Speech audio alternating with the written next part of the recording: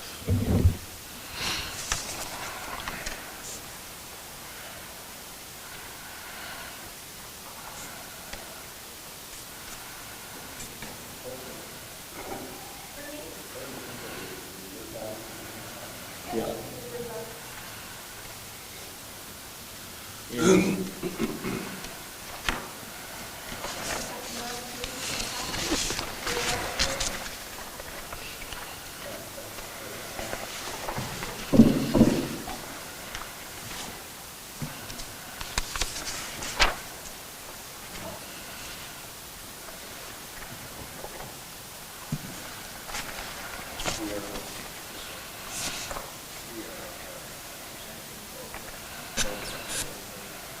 Hey, good evening, everybody. Welcome to our special meeting with regards to the 2023 budget discussion. We'll call this meeting to order. Moved by myself, second by Councillor Hopper, be resolved that an agenda be adopted as presented. Any questions on the agendas? Any additions? Seeing none, all in favor? Opposed? Carried. As I mentioned tonight, we're going to actually go through our public, kind of our first review of our public meeting, or our meeting with our managers with regards to the municipal budget. So there'll be lots of changes, lots of discussions. Thanks to Jomar and Cody and Sam and Laura and Jen for staying late tonight. We're hoping that we're going to only need an hour and a half or so. We'll target, but no later than 7 o'clock.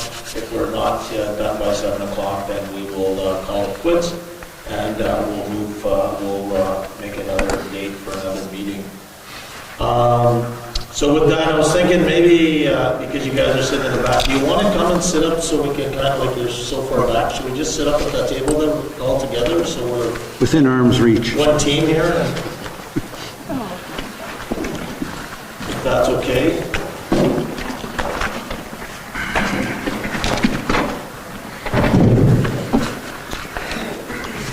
And then keep in mind, there is a bit of an agenda tonight, so let's see what flow we can get. I'll kind of keep control of or sort of keep the flow through the agenda. And then if there's things that we're missing, we'll keep track of that. We'll try to tie that up at the end there so that we're not jumping all over the place.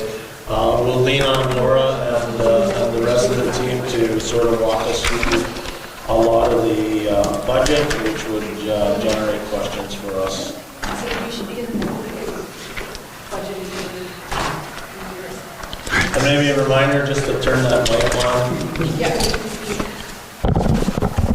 Lock the front door. So, it's a public meeting. Thank you. Thank you, Councillor. I appreciate that.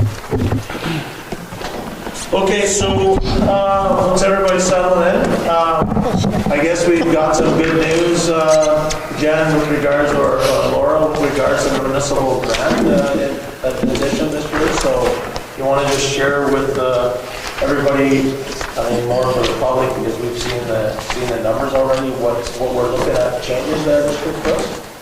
Our municipal standard operating grant was increased by approximately 53% of our prior year's amount. So, sorry, I'm just getting my... So that's an increase, $277,911.70, I think, what you shared with us. Yeah. That's great news for the community, for sure. And then there was also another note that we've got a $25,000 additional fee on that too, or something. Jen, or was I reading that incorrectly? That's what that includes the 27, or is included. It's included in the 25. Is included in that number. The overall operating fund includes a per capita calculation line with the 2021 census and a needs-based calculation and a 25,000 base grant for municipalities with a population of 5,000 or less and living in the northern districts. Okay. And so this is really the provincial government removing the funding freeze that was put in place in 2016 by the government. So I guess hopefully we see these type of changes every single year going forward, but who knows? So thanks to the government for making that change. Any questions with that, councilors? Managers, anything? That's an unconditional grant. Yeah. Yeah. Non-conditional grant. Okay, updated financial plan. Laura? Yes. You're way too excited. I guess what would you, well, we provided the variances in our reports for the updated financial plan. And then just provided, again, the same thing that you've seen the last time, so you could see how that affected the mill rate. I'm not sure if everyone had a chance to look at it. So, I mean, I can just try to generate the conversation. And again, guys, I'm not, if people want to ask questions, feel free. I'll just kind of ask the questions that maybe others in our community might be looking for. So when we look at 2022 budget versus actual, we were actually on the revenue side, we were about, what, $500,000 in difference last year to this year. So we budgeted 2.3 and we came in at 13.2, so we made it about, there's about a half of $500,000 difference in revenues, but I think you mentioned that a lot of that was attributed to the change in airport revenues with the amount of gas or fuel being sold to water bombers and something like that. That, and I would say probably about $125,000 can be attributed to the increase in interest that we received on our amounts that are just in the bank. With the increased interest rates, we were able to benefit from that substantially compared to prior years. Yeah, so the two significant, I think when you go down and you start seeing further down in the department, you'll see that those changes are there, what those would be. And then that would pretty well be the only thing that actually could increase, right? Like, where else could you get revenue from? Because we base our taxation on our budget, right? We have our small other amounts, like the wellness center, it gets revenue, but they also spend more than they get. And it could be a variety of different things that could change, but mostly those are your two biggest changes. Yeah. So any questions, councillors, on the revenue side overall? Everybody's good? No, we don't have from school amounts. Right now I'm using the amounts from last year because they don't fluctuate very much from year to year. So on the, I guess what we should understand, Laura, I think you provided us some notes on the expenditures. I guess this is what we'd be looking at now, especially when we see increases plus or minus more than 10% sort of thing. General government services, what are we have a 12.6% increase from actual to budget 2023. What would that be? For the actual amounts to, well, when I did my comparison for you guys, I was comparing mostly our 2022 budget to 2023 budget, actually, with, I guess, some actuals put into there as well. We did have an increase of $93,000 in staff and clerk wages, which I noted in there. Some of it was admin staff increases for the QP. And we also budgeted a little less for the CAO in 2021. There was a timing difference between when we anticipated filling the position due to when we filled the position. So there was a slight difference there. Sorry to jump back because this one thing caught me. Yep. When we look at revenues though, if last year we were at 13.2 on actuals, and this year we're budgeting 13.3, and we're getting 277,000 more in provincial grants. Shouldn't our revenue be higher in? Depends what all the other departments budgeted for. So if you look at the other revenues, you're gonna see a big decrease there of approximately $400,000. So that'll be your airport, your rec center, all the other places where we generate revenues, whether it's... Yeah, I noticed the revenue on the airport was significantly down, and I guess we were just thinking that, why would we think that it would be so poorly down?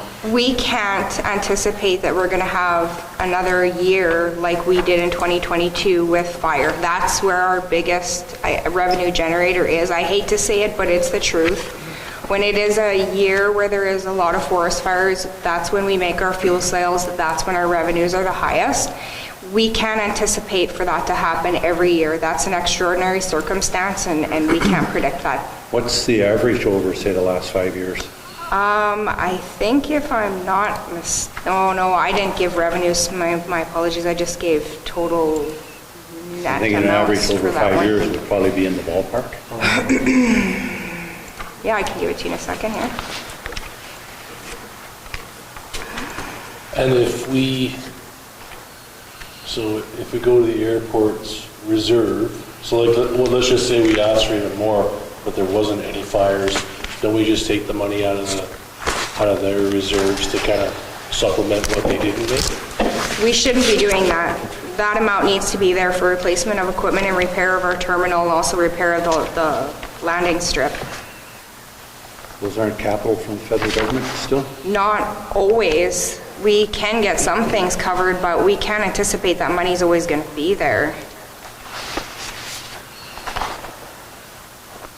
So, Yeah, I think Councillor Hopper made this point a couple of weeks ago, or a month ago, about the losses that our airport is incurring. Is there an opportunity for us to talk to others to see, what we have with bill that we're running a loss on every year? yeah, I spoke with Wasco to see whether or not there was any operational grants that were available. They dug into it and said that there was nothing they could find. It was all for capital-related items. I guess, and I don't know, I've been around a little while, I guess, but I always thought what we used to do was somewhat average out what we had. In the span of 4 years, we might have one, could have 2 banner years, the others are average, but we never really used any of the taxation dollars to supplement funding or running the airport. Now, I'm not saying there's not capital things that need to be purchased out there, but I don't remember the last capital purchase we ever made at the airport that didn't come either from the fund or Wasco or whoever was running it didn't do. I can look back a few years, but in the last 5 years that I've seen from just the historical stuff and the stuff that I've dealt with, we have not dipped into the reserves to make up for losses. Again, we have a regional library, we have going to have the regional dump and all of that. We have a regional airport, the taxpayers of the town of Plow are going to fund it? I don't think so. Not a good plan. When we originally took over the airport, that was one of the main concerns, is that it's a regional airport. Partners that are using it should be contributing to it. And I know it's difficult because then you have flim-flam, you've got the competition aspect here now already. It's something I think we should be looking at. If there's money out there from wherever for the taxpayers to be funding a loss, I think that works. Didn't you provide us a report on the airport over the last number of years? Yes. What was that? I can't remember. It's in your additional information. I It's don't. in that sheet, eh? Yep. It's at the very top. I just want to look at that.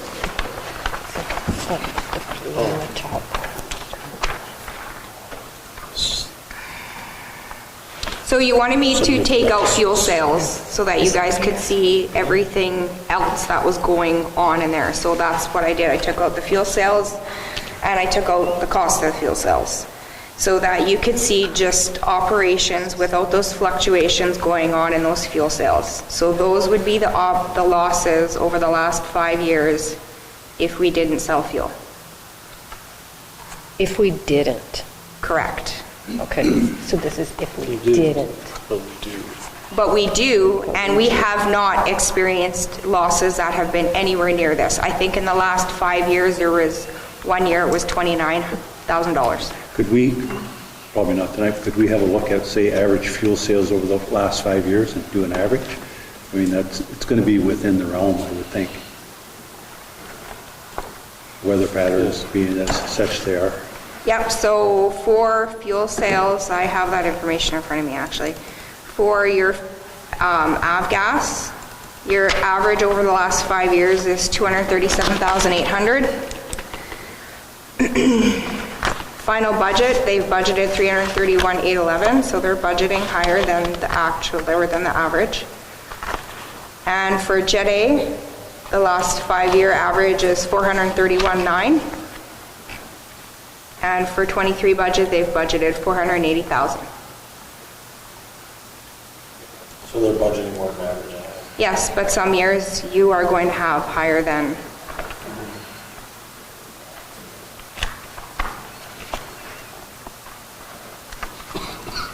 Did we have lots of forest fires last year? I can't remember. We have the last 2 years, actually. Was a pretty good last couple of years.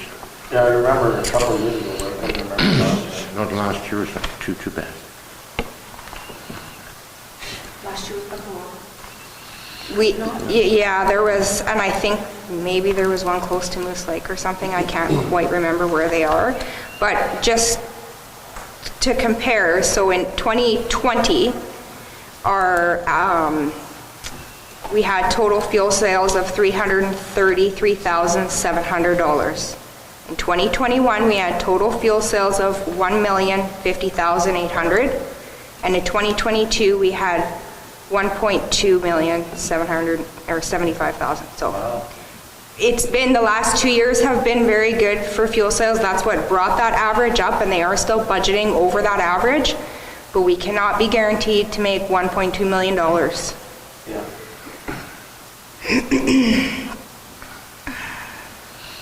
And I guess we don't want our forest on fire in the past.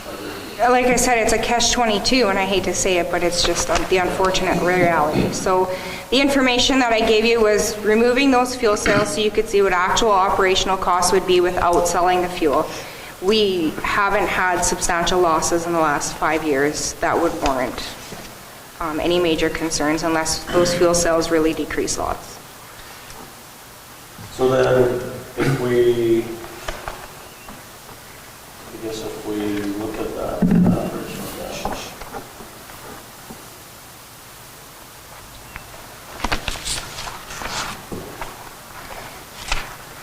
Do we know when we budgeted for fuel last year?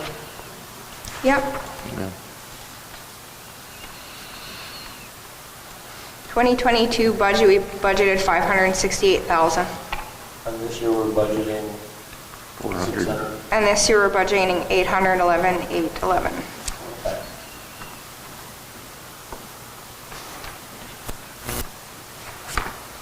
This year's 800? $811,800, yeah. I thought it was 660. Around. No, not from what I can see. Okay. Yeah, so 331 and 480. Yeah. Yeah, it's the two of them together, the 331,800 plus the 480 for total combined fuel sales. I wrote down. Okay, sorry to bring us back to the revenues. Any other questions from anybody on the revenue side? No? Counselor, good? Okay, I guess we just carry on down the list here. We were talking about expenditures, so we do understand general governance. So with general governance, I know what they're asking, well, we'll get to the library and stuff, but when the CDC is asking for an additional person, which we talked about in their budget that was submitted to the town, you can see that the laborers, they're asking for 2 people. I don't recall ever seeing a budget from CDC where they've requested more money from the town. Yeah, we said it. No, I have not received a single thing from the CDC. I am budgeting normal, regular amounts for CDC. I've received no other budget. We were budgeted like 2 months ago. No. We'll check. My apologies, it was not forwarded to me. Well, we'll get it anyways. So that question doesn't matter anyways because it wouldn't be included in general government services. So majority of increases in general government services is labor. Labor, outside contracts, as I've outlined. Yeah. However, a couple of those obviously can be removed. 3 of them would like to haves. The Connect app is something you guys discussed at the last round of budgets and said that we could leave in, but if there's been any changes to that, then please let me know. And then just in our grants, there is 60,000 out of the expenditure because there's also the 60,000 out of the revenue that we don't receive from the federal government anymore. It was more or less a flow-through amount, but you see the difference in the expenditure side. We don't net revenues and expenses.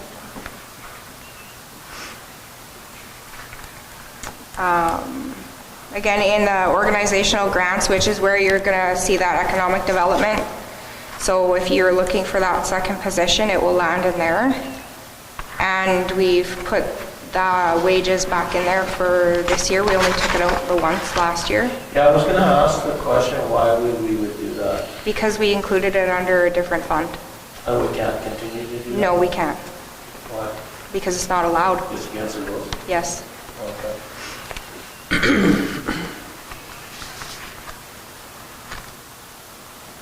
The Paul Arts Council is requesting 5,000 again this year. Last year we used BIPO money for this. We can use BIPO money for that again this year if that's what you guys would like. 8,000 is being requested by the animal shelter as well. Again, we used BIPO funds for that last year. We can use them again this year for that if you'd like. For the recycling center, I've included 180,000 because that is what they requested last year, but it's not what we gave them. So it's an additional 70,350. Yeah, I don't know why we would increase that, to be honest with you. The recycling. I mean, when I look at all these grants, some of them are mandatory, but you know, that we've got to do, and I think we should line them all up together. But I'm not sure if the recycling center is operating the way they are, and they're fine, and they haven't talked to Councillor Manage about needing more money than to operate, so I would continue to give them the grant that we gave them last year. Okay. I don't Have we know if anybody received, else thinks. well, I mean, it's kind of tough, but have we received the financial statement from them, or?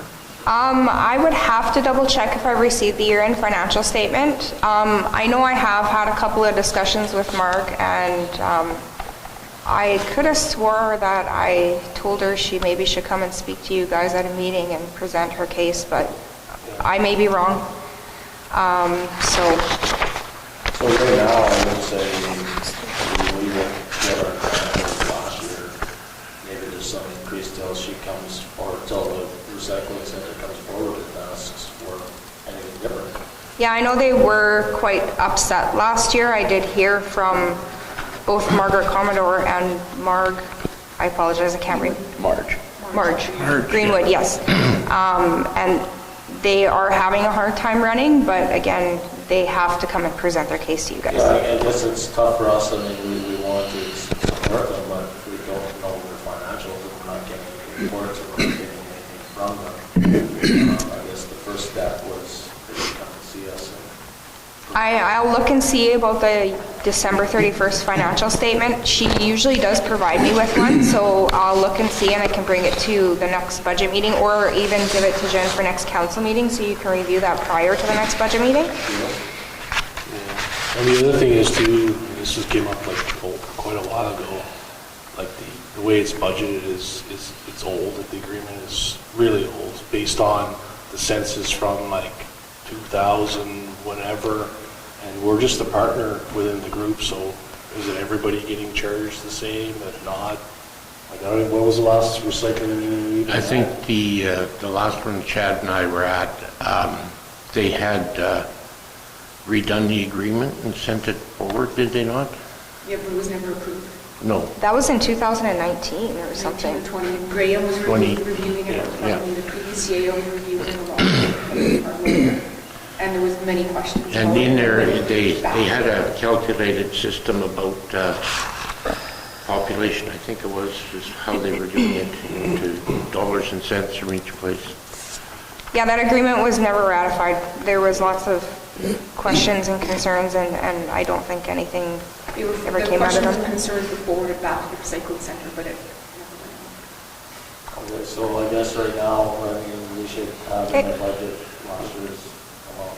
Okay, so I will lower that amount down then. That amount for 2022 was 109,650. Just on that note, we should probably have them come here and make a presentation with, Yeah. update the agreement and all of that, because we don't know what they're asking the partners, so might be asking them for the same thing. Yep. Yeah, so I mean, but the amount that we're saying that we're gonna put in our budget right now is Same as last year's. amount, not Yeah. the extent, not the amount Yeah. that requested. Right. And that was 70. So we're removing 70? Yes. That's what it was? Now, was that budgeted for last year, that 70? Is that the 70 they didn't take? No. Okay. Last year, we reduced the budget. Actually, it was the year prior. Prior. We used to give them 159. We reduced it down to 109 in 2021. Okay. And then followed through again in 2022. It's working then. Didn't close.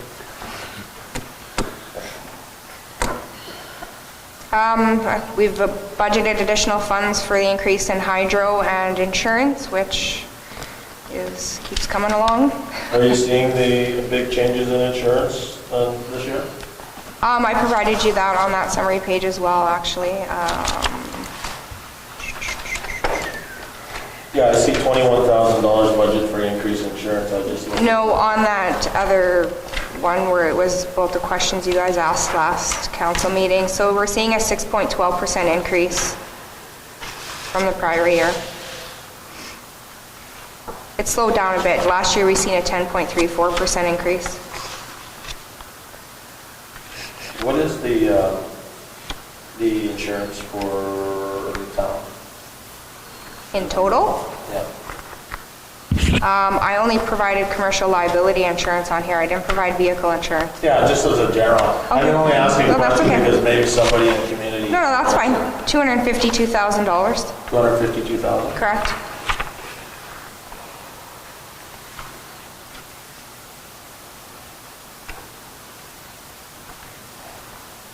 Do we negotiate that, like, Nope, it just goes through all through AMM? correct. Yeah. Can someone refresh me if we decided last year that when it came to some of the grants, that it was being left up to the CAO to disperse those and it wasn't coming through us? I thought there was 5. No. No, you guys did a whole big meeting with regards to what grants you were going to disperse and the amount you were dispersing. Yeah. That's what it was? Okay. And I believe what we should do is with our grants, we should almost put that into like, we should decide on what that bundle looks like, in my opinion. Separately? Yeah. We should have, like, if we're gonna, once we get through our budget, if we say we've got $50,000 of grants or 70, whatever that number happens to be, then we should look at that impact and value to the community and what grants should get dispersed that way, and not just who's first to the table sort of thing. No?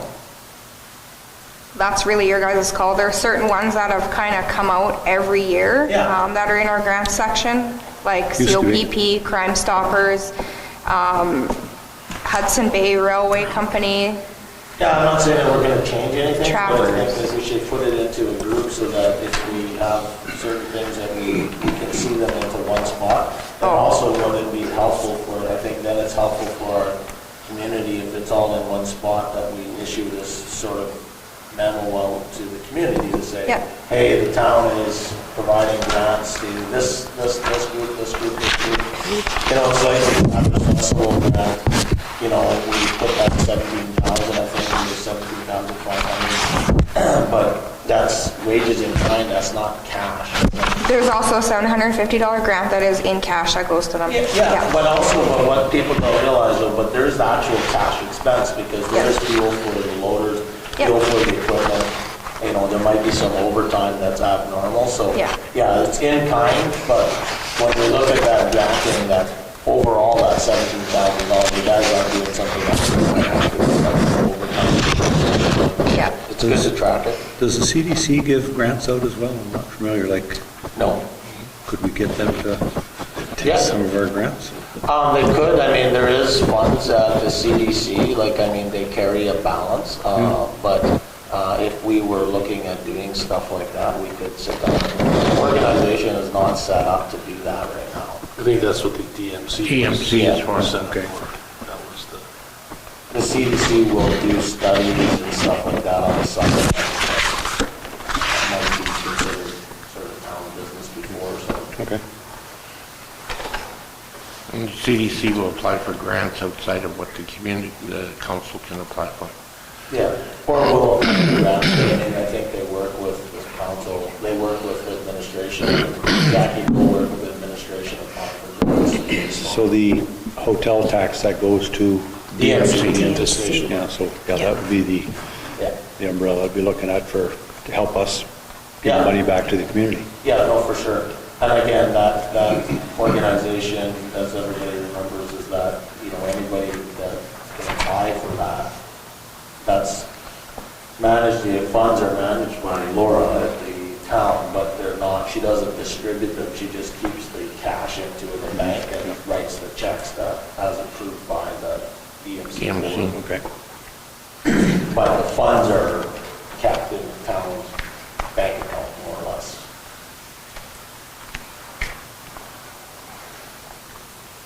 So yeah, with regards to the grants in the past, what they've done is just kind of taken a look at them in a bundle, like what you said, and decided who they're going to give money to and who they're not. But I mean, if you guys want to change that or increase it so that there's almost like a miscellaneous column that you can distribute after the fact, after budget's been approved or whatever the case may be, that's your guys' call. Yeah, I mean. That was done last year. Yeah. I mean, that's maybe something, it's just, it'd be nice to get the list of all of our thing, all of the people that we provide grants to on. You have it. It's in the package. Yeah. No, I realize that. Oh. Then their requests, like, some of them are not coming to the, like, the $8,000 for the animal shelter, she came and talked to us. Yep. The library did their official request. Yeah, and the library, I have questions with regards to the library's grant or budget because they add additional people and they're more or less the budget request. So. They didn't add additional people, they just had a wage increase. I don't think they added additional It's just a positions. wage increase because the Yeah. person, it may look like that because the person's still there, but they're not there. It was a wage increase, that's all that one was for. Getting back to what you're saying, Laura, about the bundling of the grants and the miscellaneous is a very good thought, because what generally happens, and it happens every year, is that some event will come along and then they won't have applied for a grant prior, and then we have to go through the hoops to do it all, and we say, well, we can't do it because we budgeted or whatever, but I think that's a very good idea to have that miscellaneous amount sitting there. If it's used, it's used. If it's not, it's not.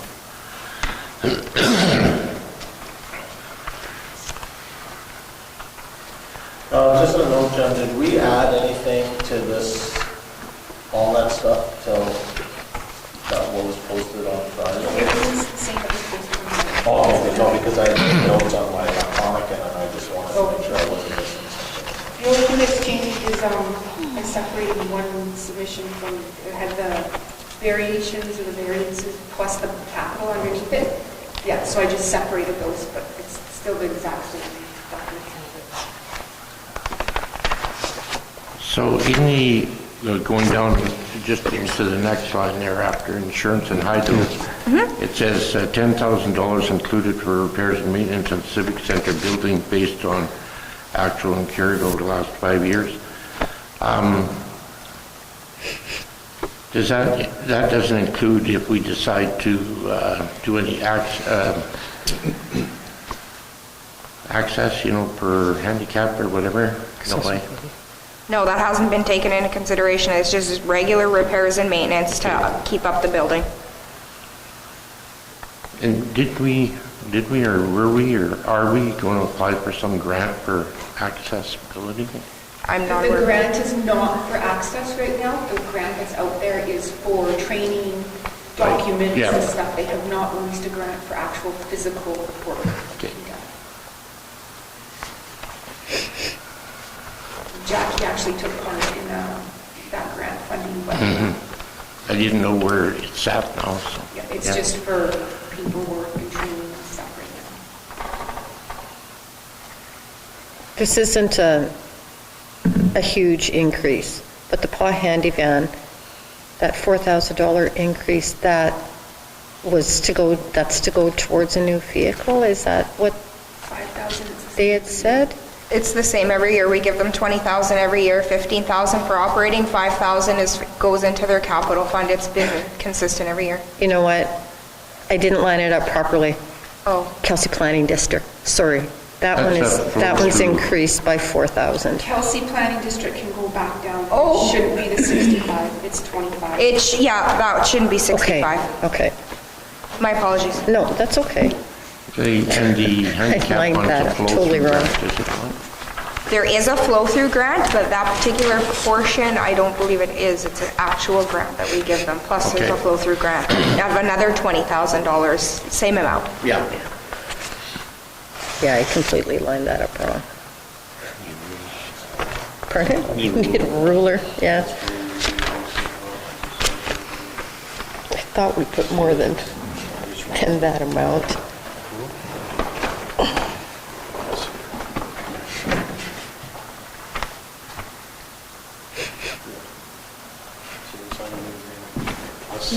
Plus the person that's the director, who's up for an increase for the very minimum, I don't say a buck or something. Yeah, look, I mean, I guess what I don't understand around the budget or the increase in the library, I'm trying to understand the process, not that everybody deserves to get an increase in pay, other than Sam. But well, is that my outside listeners? So it's like a pass-through though, like if they have an increase, they make an agreement, they have a $15,000 increase in expenses, and why is that automatically turned to the town to just cover it without having any, because that's an impact on our budget. And so that's what I was trying to figure out, and when I read that, it said, to cover increased wage increases, but I was thinking wage increase like $15,000 was like adding a part-time person or something, not just their general wage increase. Well, I guess the other way to look at it, I mean, I know it's different than the museum, but we can just say no. And then they find it within their own budget to cut something that's where, and I thought it was kind of somewhat odd, I guess, that this group is kind of the town, but then the counselor and whoever else is their director is negotiating a contract with workers, but it could have an impact. I'm not saying that they'd come back and say they're all making $200,000 a year or anything, but it could. But at the end of the day, it really is no different than the museum. They want 4 more workers, curators to work there, and they say no. And then they say, well, we won't do this, this, this, and this. And then that's because we don't want to increase the mill rate. The library is also union. Like, the library is also union, and they did, I don't know if it's completed, you're there now. But surrounding all of this was a complete restructure. Yeah, I'm not, I mean, give me a second, just so I clarify my question, I'm not questioning what they're doing or what their organization is. I'm questioning process-wise that we have an organization that has a $15,000 increase in expenses that just flowed through to the town, and we have no real input other than say no. And if that's what we should be doing, do we push back on that now and say, well, wait a minute, we're not taking that cost? come and explain to us where all your efficiencies are, so that just as we're doing with all the other departments within in our community, we're saying the same thing to them. So should you automatically get a $15,000 increase in your annual grant? Or? One of the things that concern me with that, well, actually, there's two things that concern me with this. One being that the QP agreement was ratified, and again, not to say that they didn't deserve a wage increase, but without coming to their funders to say, hey, can we get this funding before the agreement was ratified? So I agree with you in that respect. The other thing is they also apply for a wage grant every year.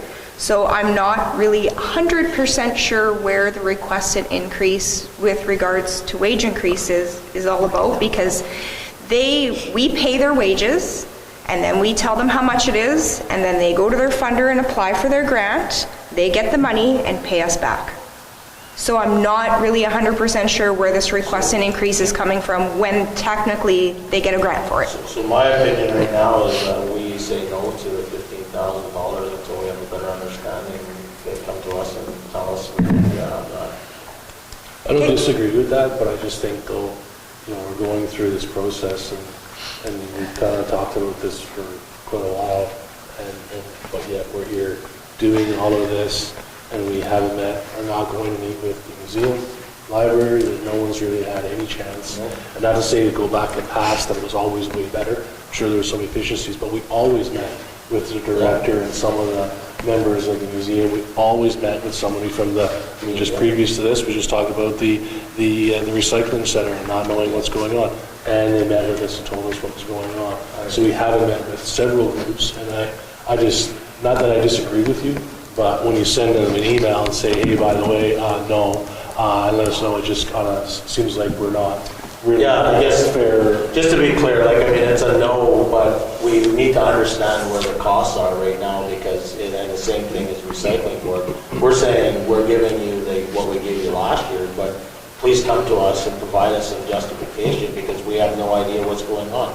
And same thing with the library, right? So that the same, what I was kind of mentioning, the same challenges we're having, or the same discussions we're having with our own internal departments, if we're going to question, or we're going to talk about pushing back on, do you need 3 trucks or can you get by with 2, that we should have the same discussion with our other people that we're funding. Do you need to have this versus other things, let us understand it. Would you like to see them invited to the next meeting? Councillor Robert? That's what I was going to suggest. I wouldn't say no or yay at this point. Ask them to come, explain it, and we might get some feedback on what you were talking about, the turnaround with the funding. So, Sounds good.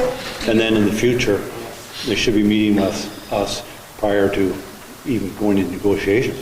They don't know if they have any money. How can you negotiate? Well, we'll just pass it on to the town. Need some guidelines. So. But they met with, I wasn't on the library, I'm not blaming anybody, but they met with whoever was on the library board. But I think that's what says what their agreement or whatever their, so I just think we just need to meet with them before we do any of the other, do this. But I'm just saying, that's what we should always do every year. Because if the museum came to us today and said their humidifier is broken and everything is going to get ruined in the museum, we'd say, sure, how much? And if they said 100, we'd say, okay, get it done. So, but that's not a plan. And I think this is sort of highlights what I was talking to Jen about earlier today. We sort of need a process, right? I mean, I think we're going through this all in our own, random way of going through it, where there should be a standard process in place, so that, as Councillor Lane mentioned, the library comes, the museum comes, the recycling board comes, so we understand their inputs into the business or to the community's budget. And then same thing with our department heads. They're coming in, giving us this presentation on what they see as what was different this year versus the years prior. Here's the abnormalities. Here's what we have going forward. As I mentioned to Jen, is that as well as when you look at capital planning, the capital planning should be, if the capital planning is on our list all the time and it's in front of council, in front of the community, then when it comes to the annual budget, it's easy because we know about it all already. when it comes to reserves, if the reserves budget is in front of us all the time and we see it all the time, then we know what it is.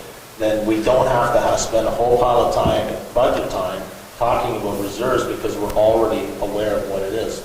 Today, I think that stuff is sort of missing. So as we get through we can't change that for this year, but going forward, those are the type of things that we need to get into our regular discussion points, and then also having our managers talking about variances. So they come to the meetings once in a while and tell us what's different in their department today, or what's impacting their budgets, and we're waiting at the end of the year saying, okay, well, what happened anyways? Hate to say, that's, used to be like that. And it was every 4 months. You'd come, we're under, we're over, we're good. Here's what's coming down the pipe that maybe was in the budget or not. It's all about communication. Yeah. You're right, so. Yeah, so, we'll get through this year, and again, we're not trying to push back on, we are pushing back on increase in costs. It's a no right now, because we're not, we're already gonna be under major constraints with our budget as it is, and pushing that onto the taxpayer. But if it's really needed, then we're gonna do it. Like, we're not gonna just not do it because for the sake of not doing it. We've gotta do the right things, and we need to understand it. So what you're saying, like for next year's budget, prior to the budget time or prior to whatever, is that a letter goes out to everybody and says that you have to do your presentation to council? Yeah. So the budget should be driven by Laura. Yep. The budget should be driven by Laura that says, you have to have, we should create an actual schedule or a process that says, here's what happens over the next, so in January or December, Laura's going to start getting financial reports, the final financial reports, so people understand their variances. But what we should have is that throughout the whole year, starting, every month, the department head should be reporting variances to Jen, saying, here's what Laura present, here's where we're seeing, this is what's different, and then those variances should be coming to council. So then if council's aware of that, then we don't have to have these big discussions, because we already kind of know what's going on. And today, we really, what? Oh, you could have finished your sentence, No, sorry. but today, we don't really have a good handle on that. At the same time, is then the template that goes out to the groups is developed by Laura that says, here's what this budget. And so if they say, we pick on the library, like we're picking on them, but we're not really. If they come and say, I want $15,000, there's an explanation required to come along with that. Now, the argument, I'll just say for this is that, and I agree, not because I don't want to go to meetings, is that I'm representing council at the museum meeting, so it's my job to come back to council, go over the budget, tell you what they want, because I'm the representative on it. And some people do a really good job, and others maybe miss some things or present, or maybe people don't read minutes and go through it. So I think it should just have them come every so often. That way then it's not a counselor. Either if I miss a council meeting and there was a museum meeting and they asked for $10,000, had a very good reason for it, sorry, I guess nobody asked them now. Send out the invites. It's just a simple thing. Just 1 second.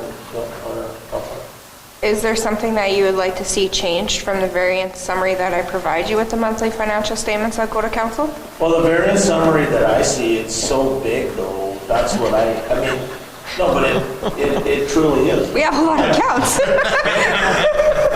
How do you think we feel? Well, I'll have an offline conversation with you on this, because I don't know, do you guys read the financial summary? Do you fully understand them? Not 100%. I understand now. Because I can tell you that's the problem, Laura, is that they're so big. Yeah. The accounts are so big, it's hard for us to see if there is a variance, other than, you provide us great notes. You provide us notes, but we don't see trends, we don't know what's really going on, and it's really, these guys should be reporting to the variance to us. And again, it's a bigger, we're talking about developing a process here now in a budget meeting, but we can talk more about that sort of stuff. Okay, so you want to see just curious, because I have you all in front of me, but more of a departmental breakdown then versus, is it too high level? Is that the problem? So I can understand where everyone's coming from? Yep, departmental breakdown. Okay, Yeah. that's easy enough. Sam has a, You can get the same reports they get. I was just going to give Laura credit, but I'm worried about her floating away. But since I started here, this is the first time we've actually been receiving monthly updates. And so that's been huge for us. You know, we're kind of budget by feel throughout the year. So Laura's been giving us our month ends, which is helpful to kind of help us get on track. It is a lot of legwork for us too, because we also have to comb through all those GLs to see where the differences are, and a lot of our differences are seasonal. So I think we're working towards already what you're requesting, and Laura's kind of taking some steps to kind of get us over some of the hurdles. Yeah, I plan on changing things differently the way it's presented to both management and council this year, where we've only ever seen the budget presented in an annual format. And I want to change it so it's presented in a monthly format. So in order to do that, I'll have to take a look and analyze roughly the last 5 years to see the seasonal fluctuations that are within account, so that I can get that into a monthly format for everyone. And I think it'll start to make more sense both to council and management. Yeah, no, absolutely, and that's kind of what I'm saying as well, is that when I look at the annual one, there's too big of a numbers, and it really doesn't mean a lot. I see what you mean. Here, because you're getting closer to what's left. But at the same time, it's, you know, I think down the road, if we start, but, you know, we work together or work on creating a budget that where our managers actually put in a spending table so that you know exactly what the spending is throughout the year, and not just taking an annual budget and saying, you know, because that's all we see. Like, if it's a $1.2 million budget, you take $100,000, spread it through the year and smooth it out, sort of thing. But I don't know if that's how it's done today, but it seems like it. and one of the issues, you get it in a yearly, we can't do anything, that's done. Yeah. We have no input as to what happened, and maybe there is, I know you would pick it up and the department heads would, but a monthly would be great. It's better for us when you guys are making it up. So. Yeah.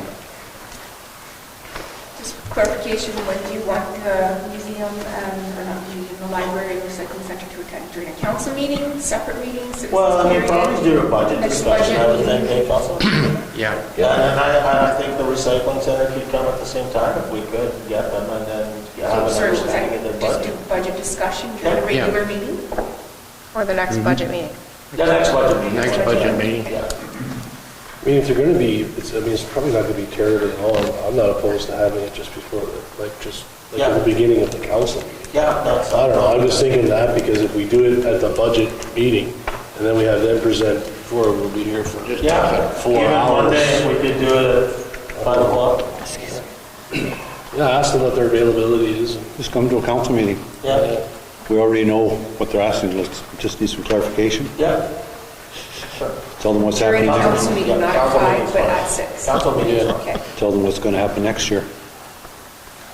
Okay. Well, that was easy.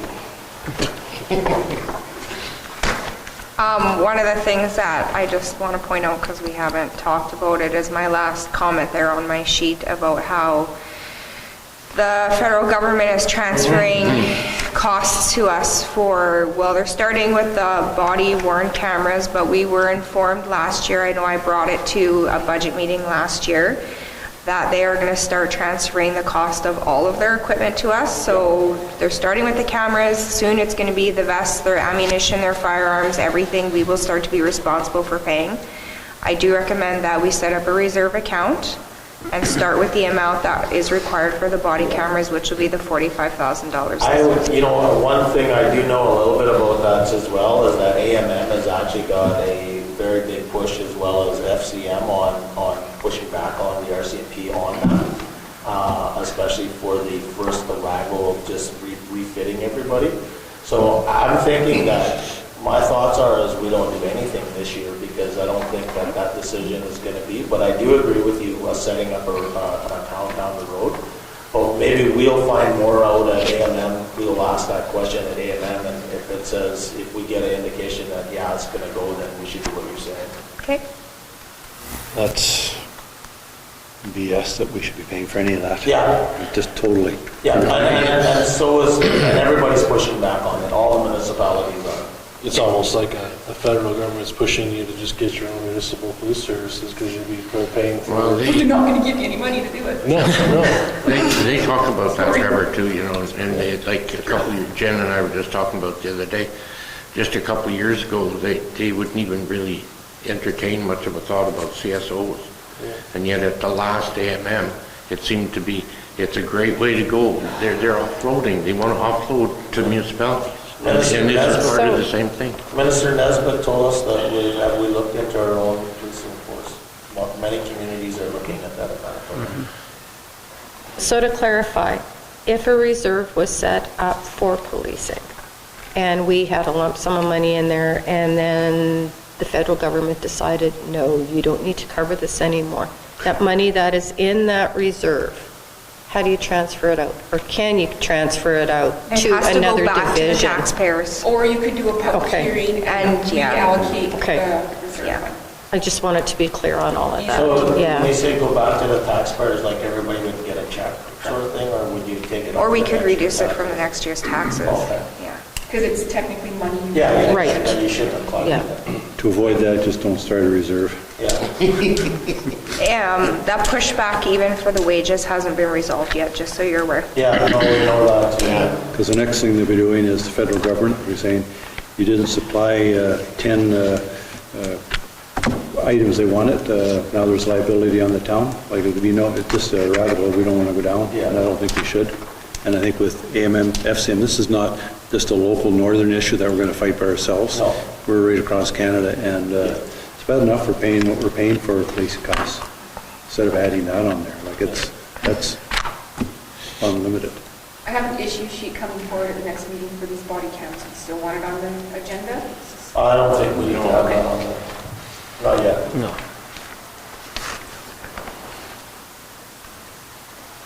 I'm done. You think? Okay, so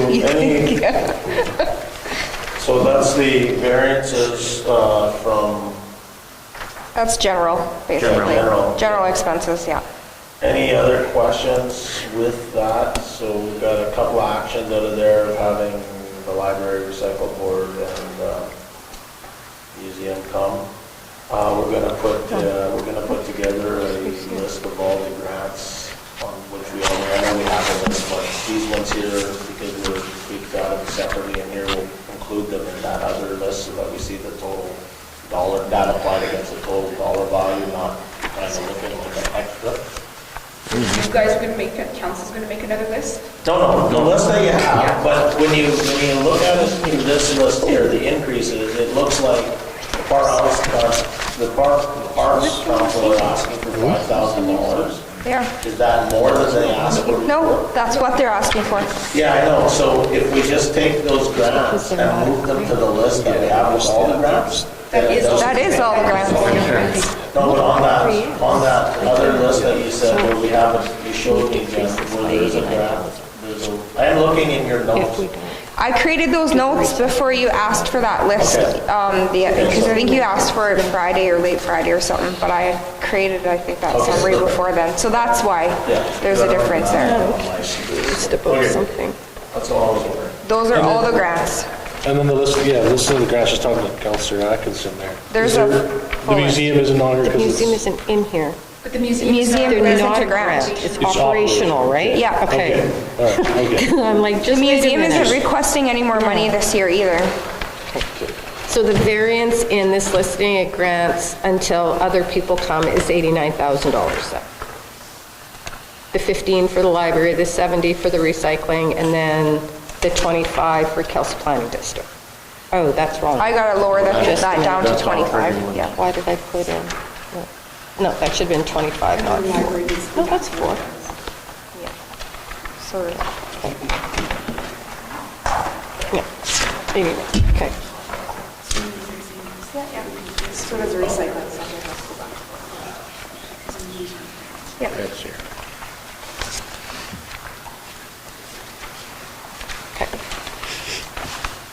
Got it. Next. And the, okay, we'll do that now, so, okay.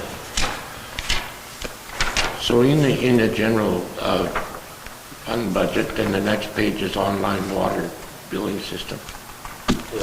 I'm sorry, I can barely hear you, Bill. Sorry. Yeah, the next page is online water billing system. Yeah, that's just part of the expenses for the 3 items that are in there that I've requested as we would like for the administration. There's online water billing, there's an HRIS system. And then connect. So those next pages are all information. Oh, yeah. Those are all information things provided to you for those, yeah. Okay. So that online water bill, that $1,800, that's a real savings there. Yes, So, it's actual real savings. and then how much do you think, how much staff does that tie up, do you think? I would have to look at my Is hours. it like approximately 2,500 envelopes, the stuff that, I was just kind of curious. It's 2,500 a quarter, Every 3 months? every 3 months. You gave us those numbers at the last meeting Yeah. at the time, it was substantial, like, Yeah. that's, if everything worked out like that, sign up. Yeah, that's what I was gonna say, because I just, more for the public, it's, you know, although it's a $10,000 in additional cost, there's, you know, a couple of $1,000s in direct savings. In envelopes and stamps But then on and the paper. soft savings is that our staff could be doing more value-added work instead. of Correct. It's at least probably a day and a half. stuff in envelopes. Oh, yeah. Now, Stuff in it. Yeah, I think the estimate was given last time, like 2 staff members, 3 days total each time. Yeah, something like that. now, if some people don't have access, does that stop the whole process? Like, there may be some people out there who don't actually have access to the online billing system. No, we can still send. We'll just continue We to can still mail. manually do those ones, yep. The system is capable of sending an email and then printing the ones off that Okay. are not emailed. Do you have to Better than my log system. into these guys Yes. long-term? Oh, do we have to lock into them? Just annually? Nope, it's just, comes with our annual, it's part of our whole VADM system, so it's just annually, we can add and change that at So any you- time. Yeah, you change your mind, you Yep. can say. Yeah. Yep, if we change our mind and don't like it, we can just get rid of it and go back to the old way. So that makes a lot of sense, I think council is in support of that. It's just basically another module on. that. Yep, that's all it is, yep. But you So just, go ahead, Trevor. So when I go pay taxes, I just do online banking and pay the taxes. So I'll just go on to, the citizen just go on to the VADM system and pay. This will be for water only. Unfortunately, in Manitoba, it is illegal for us to send your tax bill to you via online. Really? Correct. I was surprised too because it's not for every province, but in Manitoba, they still do not allow us to do online for tax billing. It will be water billing only. You won't have to pay your water bill if the PSI is not over 20 pounds, Sam says. So you're under that, so you're good. Trevor's forgiven. And I set up my taxes through the girls, like I pay them monthly for taxes. Yeah, this is a whole system. Yeah, it's the same way as hydro and everything else is. Yeah, it would be like logging into your hydro account Yeah. online. Exact same thing, but it would only support water billing. Yep, good, good. So there, speaking on water billing, maybe, I don't know, someplace in here, maybe I'm in the wrong ballpark. How did we ever end up with the government on the water charges to offset the lagoon? Oh, for pub? Yeah. That's not finalized yet. Okay. So how do you pay for that? I know you told us already, but how do we pay for those bills this year? It's just a deficit against the capital. And then you will try to catch up with Yeah, no impact on taxation. no impact on taxation, no. There's just one small thing I need to look into further, and that's with regards to the tipping fees that we want to charge for the lagoon, and we have to get that put into the pub application, and I just need to be able to look into that a little bit further, and then we can submit. Okay, sounds good. One interesting thing I did learn when I was at my AMM conference is there's only 3 people that work there, which is why there is such a huge backlog. For pub? At pub, there's only 3 people that deal with all of the applications for whole entire public utility board in Manitoba. That is why it takes so long to get our applications approved. So I really have to feel for those people. And is that as for hydro too, right? Hydro, I don't know. I just know pub, they were literally, 2 of them were literally there presenting to us. So 2 of them were there, nothing was. Yeah, nothing was getting done because 2 of them were there. The other one was answering phones. Yeah. So that takes care of that whole. Okay. Any questions with on-line water billing? I think that's, like we said, it's good to go. One question I did have.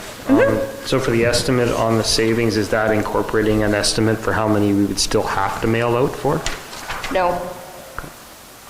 I guess that's a report that we could get from you, so it's too much, I guess. Yeah, there's no way I'd be able to estimate that at this point in time. I couldn't even begin to guess how many people would, and It'd be it'll hard to do. probably take a good year for us to be able to actually come to that savings point as we collect the mailing address or email addresses, pardon me, to be able to implement the system in full. So the implementation fee, is that taken into account the $1,800 savings as well? Or are they taking $1,800 savings that implement? No, the implementation, that one time, the 1,800 we're talking about would be an annual savings after everything is said and done. That implementation fee, you have to pay that, that's on top of everything. Right, so that's really, it's going to take 4.5, almost 5 years before you start. For there's a seeing that payback, savings. correct.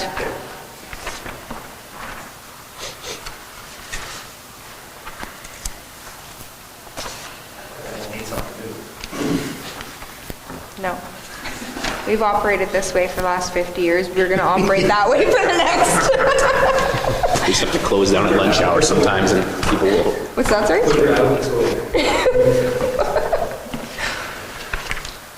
Our budget's fine.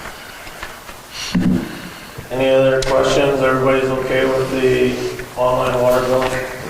Assuming? Okay. HR.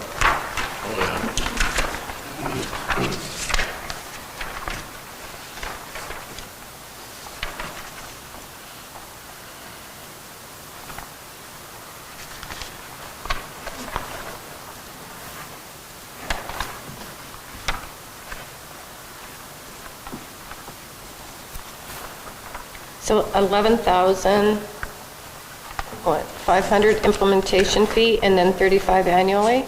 Correct.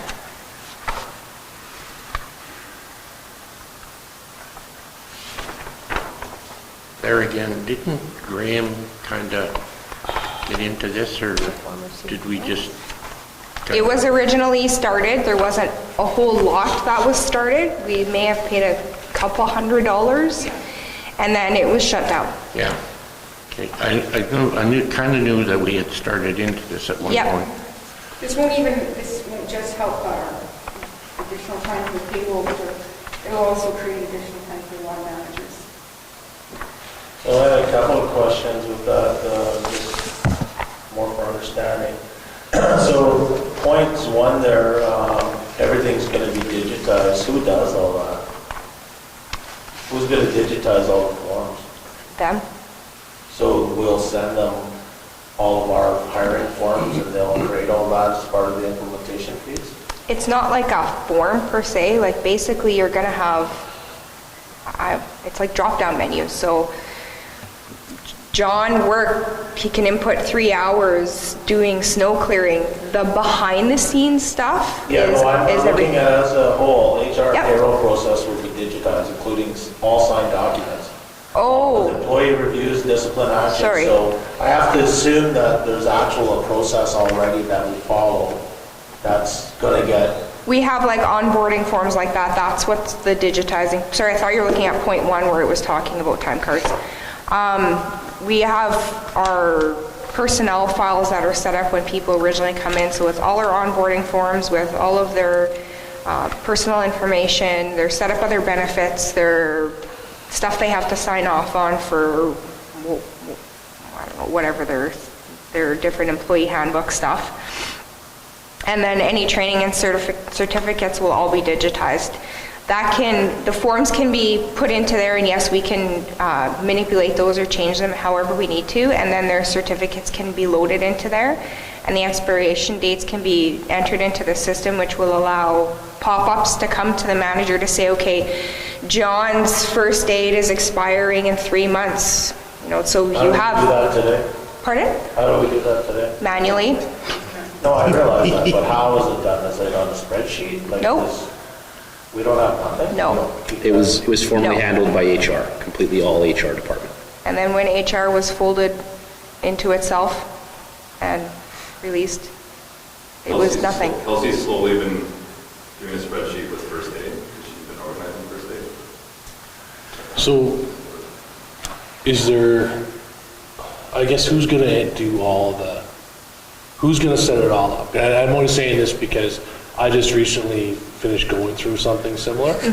And all the stuff, say, you know, it's great, like when it's all set up, but then it's like, well, who knows who knows how to code that? I don't know, you know? Let's call them up. Oh, you guys gotta code that. So then I'm looking on YouTube videos to figure out how to code stuff.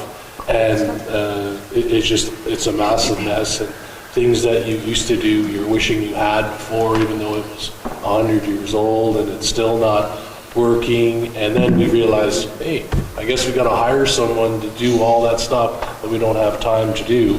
And if that's the case, then it still shows all these efficiencies, but if we're doing it, I don't know if, like even like the, kind of related with the AllNet system, like mass email, social media, like who gets all the emails from people?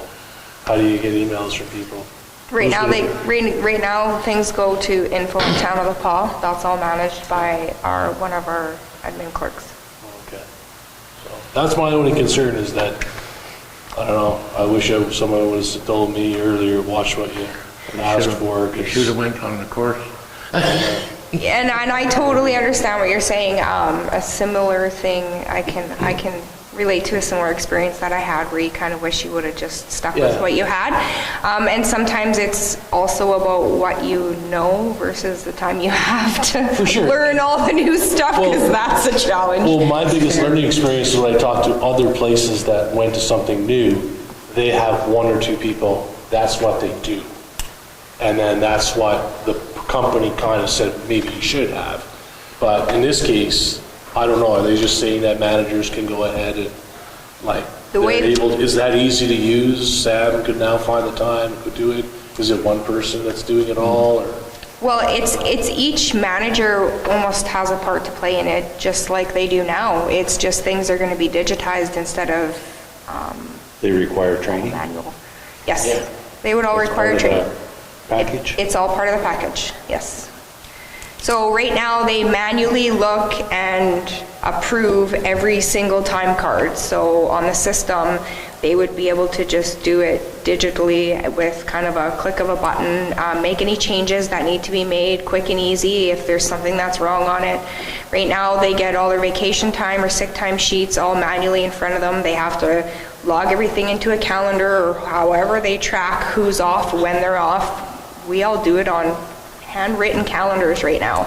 So if we accidentally miss something and then we accidentally give somebody else time off when we shouldn't have because we accidentally forgot to write somebody else down, then we could run into a pickle. But I wouldn't say it happens very often, but it has happened.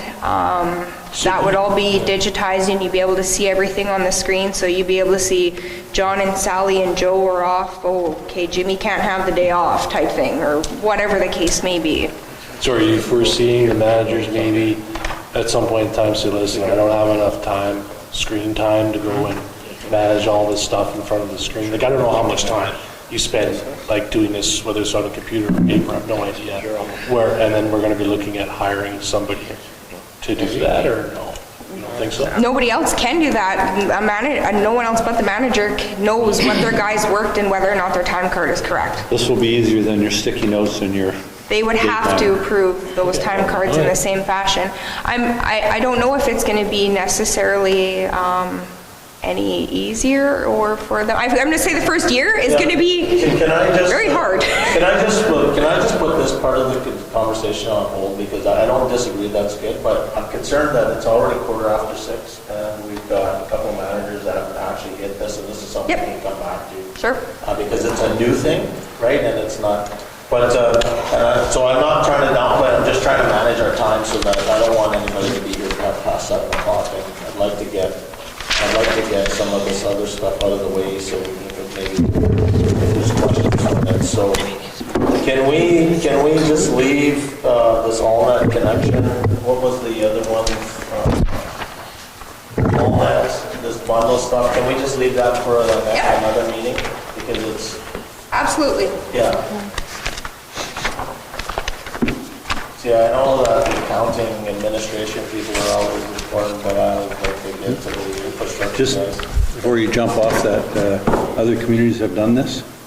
Which part? The program you were talking about just now? Yes, actually, when I was at the AMM conference, I sat beside one lady who they were using the one of the programs from a company that I got a quote from. She says she loves it. Yeah, I guess when we meet again and talk about this, if you have some feedback from other places that maybe have done it for the last year, that'll alleviate all our concerns. Yeah, and I think the big concern is more or less, I think we all agree that newer is kind of most of the time better. It's the implementation and getting the information in there. It's how much of your time. Newer is not always better, but we hope it is. Most of the time. Sounds like Most of the Trevor, time sounds it's like Trevor knows how to troubleshoot a lot of that stuff, so. So let's go to the clarification notes on the maintenance lead hand real quick. See if there's, who wants to explain that. I guess there was a question that came up. Oh, the maintenance need him? Yeah. Oh, does anyone need clarification? Explain it, or you want me to go through it? I'm just asking if any, I don't need you to go through it. I'm just asking if anybody needs clarification on it, just Explain to me. everybody sent it out, so I think that's good. Then we'll just leave that for now. The airport thing was the next thing I had there. So let's go to Kelsey Rec and Wellness Report. Do you guys have any questions first before you want to go through that? Yeah, so one of the things I mentioned, what I looked, Joe, where is, I got my notes on my iPad, so I just gotta go back to find it. I was wondering, there was an actual cost increase. Sven and Kelsey? Just give me 1 second, I just found it. Sorry, because I have mine electronically, and it's not always easy, so I should have printed this off.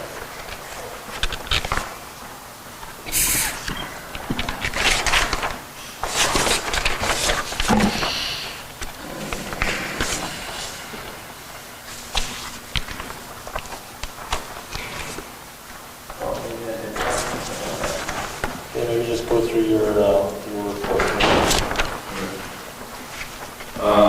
Just through our revenue, because of the COVID year, when we budgeted for ice rentals,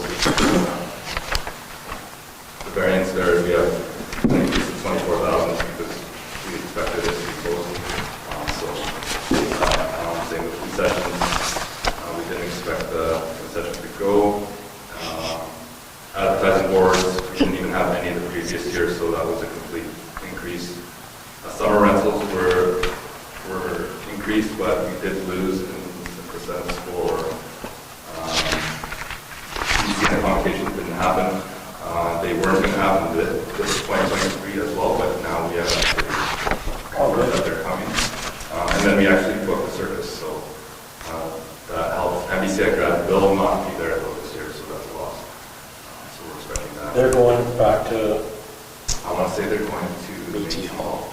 Oh, okay. Yeah.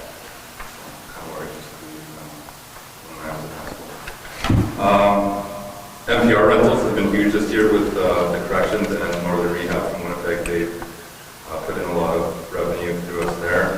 And then with the rentals of our offices, we now have that RNT plus therapist in there. So we expect more for this year. There's an increase from last year because of the steamers and the Husky Hammers was not included or accounted for in 2022. How much is the rent on those two? I think with taxes, it's under 3,000, so 2,750.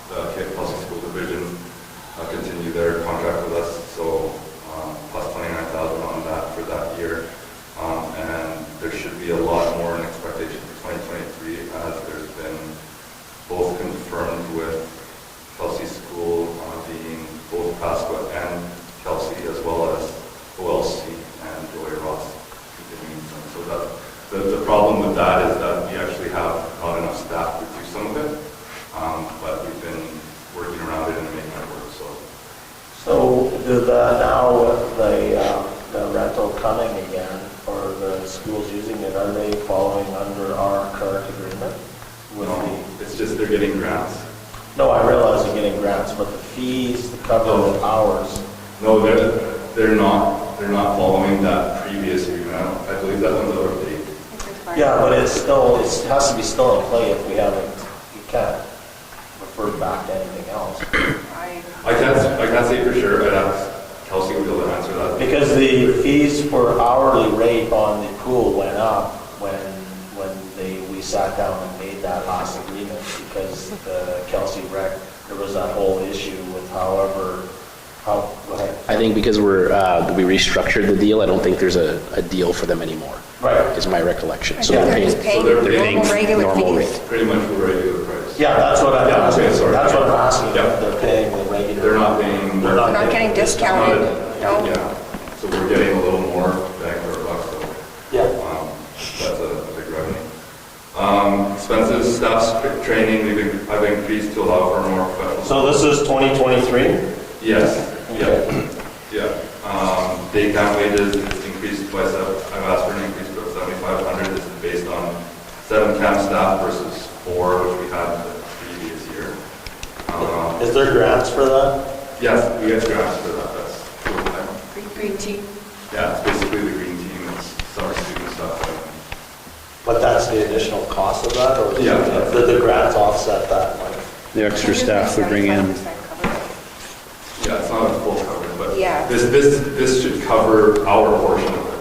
Oh, okay. the extra staff would bring in more revenue, Pardon me? the extra staff, No, it was because the 1 year in COVID, we had to have, I believe, the ratio. yeah, the ratio, so we had less staff because the ratio had to be part of the kids that could have Okay. smaller facilities. It's just kind of back normal. Other program supplies, this minimal $750 to compensate for more kids, but trips that include the cost of transportation. Normally we would have a bus that was gifted to us or in kind because we're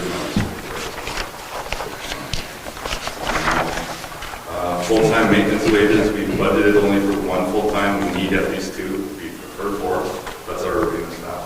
So. Arena stuff, yeah, and again, I talked to Jen about this. We're going to send a letter to AMN. There's a big lobby group going on with regards to arena staffing. This is all over the place, especially around the ability to the toll testing and how that process is working. So we've got some work that we're doing behind the scenes on that. Sounded Kelsey provided me with the information, I just have to. Yeah, Word it. and I'll forward it off to AMM, and then once we get it to AMM, we'll also bring that up while we're visiting. I believe they already have something going too. Yeah, they do have something going, but they're looking for as much details coming from the community directly, and so we'll just send us at least more of a support letter. That's all about qualification for operators. Yeah. And having to be there when it's ready. Yeah. Well, and then the test is not relevant to what the guys are doing, so there are some guys that are just struggling with getting through the exam because it's not what they're doing. The course study's not the same. Okay, moving on to ice patrol wages because we had more than expected public skate. I think increased by $1,200 for 2023. Pool materials increased $5,000, increased use of the pool in 2022, so there's more need for the chemicals and the maintenance. So that's for a $5,000 increase in that line. It's not going to be $75,000 like it was 2 years ago. When we talk about pool chemicals and maintenance, did we ever change over from, what was that thing, the pool? From chlorine to Salt, salt? years ago.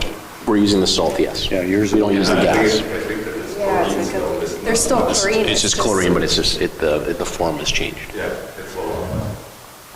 And is there any other thing that modernized that we can do to save chemical costs? Because that's the biggest cost there is in a pool, is maintenance and chemicals. Yeah, pumps and motors and heat. That's a good question, Bill. Our counselor. Because Just like, you either have to have more use in the pool, or you have to reduce costs to operate a pool. I don't know, like Councilor Lane mentioned, I don't imagine the heating bill is very low in that area either. That's it.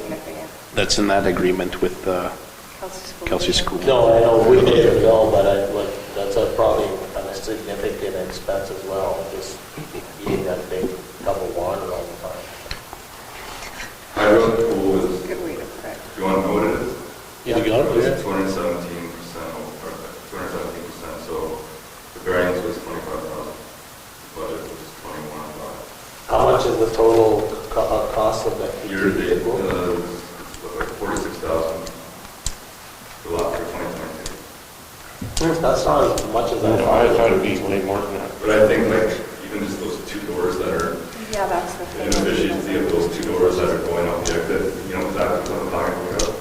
Yeah. Probably get, District G Manitoba to pay for those. Yeah, We we're- haven't had a solution for that door for, Probably for this door as well. But that's what we pay, that's not what the actual bill is. We only pay a Two- certain 2,000. amount, Right. 2,000 or 2,400 of what the bill actually is. So we don't know what the hydro bill is. We would have to get the actual hydro bill from From Kelsey School Division. Division, because, yeah, we only pay what they bill us. That's Ridiculous, yeah.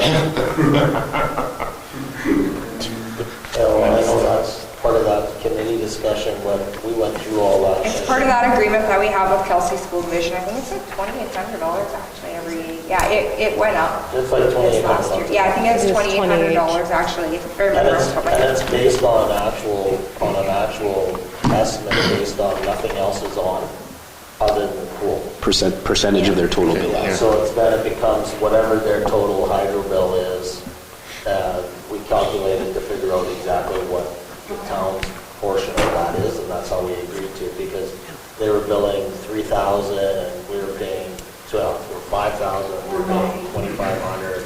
There was two different agreements going back up, yeah, random thing. It was weird. Also.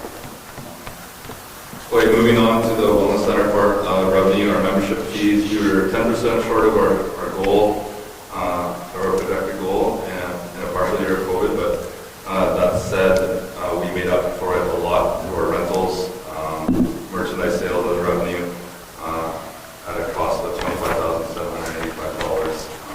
So we did really well on the rental side of it. So overall revenues, what kind of variance was on that?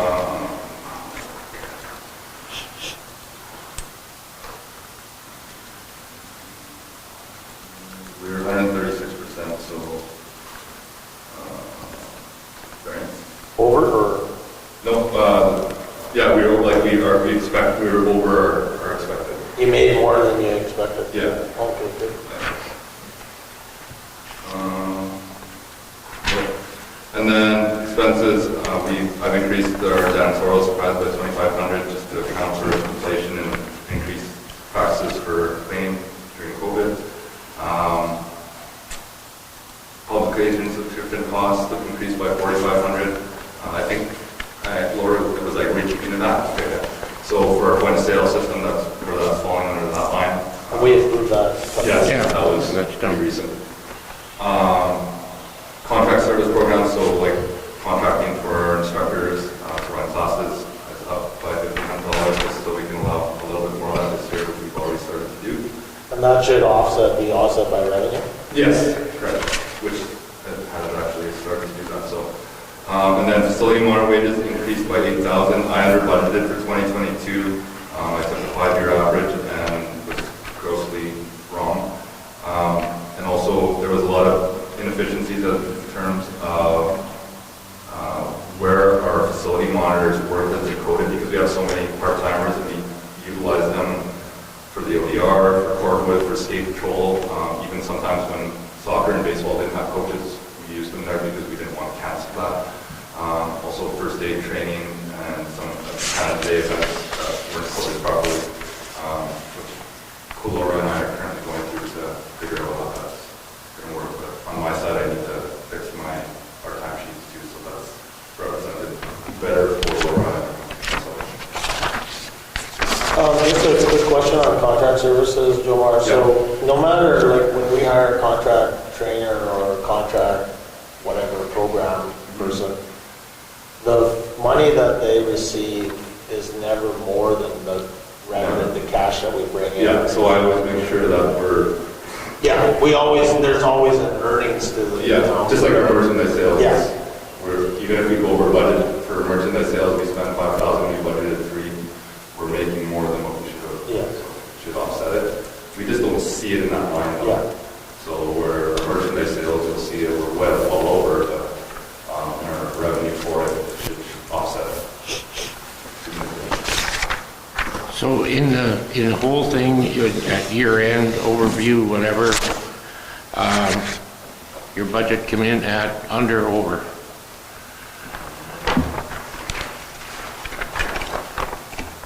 For Wellness Center? Well, for everything to do with rent. Well, total recreation was budgeted at 2.2 million, it came, the actual was 2.5 million. But I don't think recreation will ever be. No. No, but like, So I guess the better question would be is, how do you, Keep it affordable. Yeah. well, that's just it, like $300,000 difference from one year to the next is quite a bit. But what do you do to offset that? Like, what do you do to bring in? bring the revenue up? Bring the revenue up? Well, one of the biggest things we're doing right now is looking at renting office space. Right now, there's someone that I've been exploring for our empty office. Actually, we have 2 empty offices. Which might mean I have to move offices again, just like Kelsey did. We had to move her so that we could rent out the space at the wellness center, just because to have that RMT in there is way more beneficial than to have her in there. And then there's another, I can't say anything right now about it, but the person wants to rent space in the wellness center, not in the arena. So that would be my office, so I would move for that person, and we provide that service for that would be better. So what do we make out from the physio guy? Like, Pardon? the physio guy? We get their RHA, so I think there's 2 offices. there's 2 offices and then there's a physio room. Oh, But okay. we don't really get a whole lot of. Originally part of the agreement, they put stuff into the capital for it. There's a few years before that's over, and then I'm not sure about it. So, Jomar, just when I look at on page, I don't know what page this is, page 7, I see recreation, and maybe you can help us, recreation, actual budget, 199, actual comes in at 305. Is that like, or the, not the chiller, but the, condenser, like Humidifier? that stuff, like, so when I look at all these lines going down, as Councilor Ward mentioned, I sort of look for the variances, the big variances, anything more than 10% or at least. And you see, there's quite a significant one on recreation. Where are you looking? On page 7 of where. 7 of what? Well, the package that's online, there, budgeted expenditures. Page 8, in our, Page 8 of ours. in the paper package, it's page 8, yeah. So, like I said, if I was just trying to have a quick look at everything, right? It's your on line 8110? Yeah, 8110, you start going down that line there, you see, 100,000, 105,000 in additional expenses or expenditures. From 2022 budget to 2023, or? Well, 2022 budget versus 22 actual. Yeah, okay. And then when I look at 2022 actual versus the upcoming budget, I see it kind of falling in line, and it makes what Jomar is talking about, the additional cost, but I'm just trying to understand what would that, because this is the thing, is I don't completely understand all of what recreation is. What would that 100 grand sort of, in the general terms, not specific, what would that be? I would have to look back on our variances. It's probably explained within the recreation variances on the final financial statement for December. Maybe, I know there were some variances that were in there that were explained. for both Kelsey Rec and the Wellness Center. Basically, on the financial plan on page 5, which is what you're looking at, line 8110 all the way to 8180 is all Kelsey Rec and Wellness Center expenditures.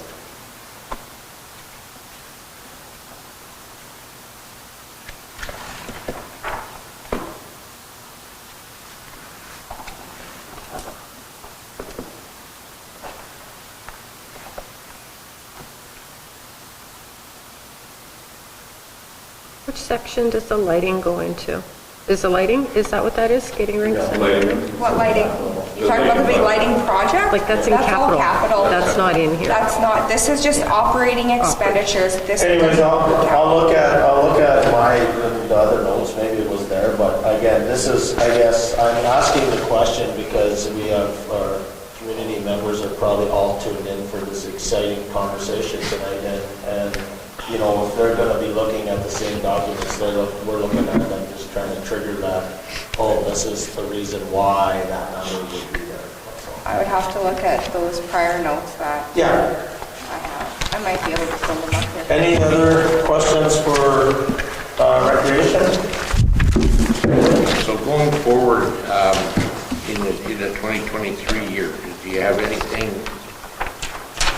major that you're going to introduce? Like, I'm not gonna spend a lot of money. Like, are we talking capital bill? Do you want anything new? There's lots of stuff I want new. We haven't bought anything significant, actually.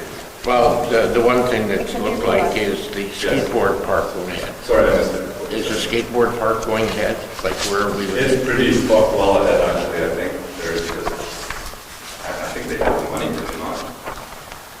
I'm not sure. So again, it's going to be one of these things that a group is going to put this thing forward, get it done, whatever, that's going to be turned over to you. So in 2023, are you going to have anything budgeted to operate that park? It's not our park. Like that skate park's not ours.